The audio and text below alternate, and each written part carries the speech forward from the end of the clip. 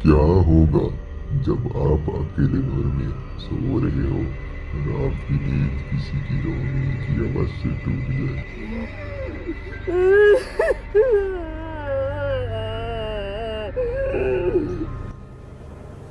आज निशा ने घर में अकेले सो रही थी, तब उसकी नींद अचानक किसी की रोने की आवाज से टूट गई। उसने हल्की नींद से उठा और बेड में बैठ गया। उसने सोचा क्या बुरा सपना था।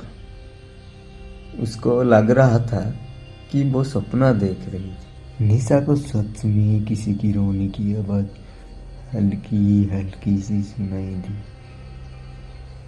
अब निशा सच में घबरा गई। उसने देखा आवाज रूम के बाहर से आ रही है। निशा हड़बड़ी से रूम की लाइट ऑन कर दी और हाथ में मोबाइल लेके रूम के बाहर आ गई।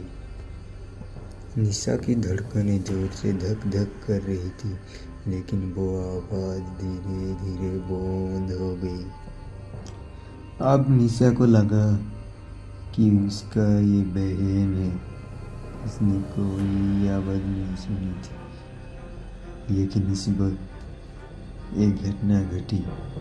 घर की सारी लाइट्स ऑन और ऑफ हो गई। अब निशा को सुनाई दी बाथरूम में पानी गिरने की आवाज़। साफ साफ सुनाई दे रहा था कि कोई वहाँ पर नहा रहा है, वो भी गाना गाते हुए।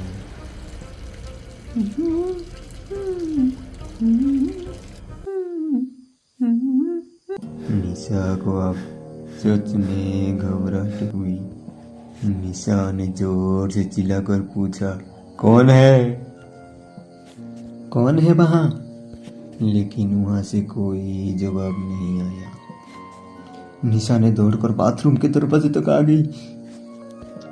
जैसे ही वो बाथरूम के दरवाजे तक पहुंची, वो आवाज गायब हो गई। अब कोई वहाँ से कुछ भी सुनाई नहीं दे रहा था, मानो कि उसके पहुंचते ही सारी आवाज गायब सी हो गई। पूरा घर में एक अजीब सन्नाटा था। 2 मिनट तक कोई हलचल नहीं हुई। निशा ने गहरी सांस लेते हुए खुद को शांत किया। अब निशा रूम में आ गई थी। निशा ने बेड में बैठकर सोच रहा था कि ये क्या था, ये क्या हो रहा है, उसको कुछ समझ नहीं आ रहा। तब निशा ने महसूस किया कि इसी रूम में वो अकेली नहीं है। अब सुनाई दी किसी की जोर से सांस लेने की, और वो सांस। और अब लाइट्स की पावर ऑटोमेटिकली धीमी हो गई। तो भी निशा ने देखा रूम की कोने से होते हुए कोई आ रहा है, धीरे धीरे निशा की तरफ। निशा ने उसकी तरफ नजर गड़ाया।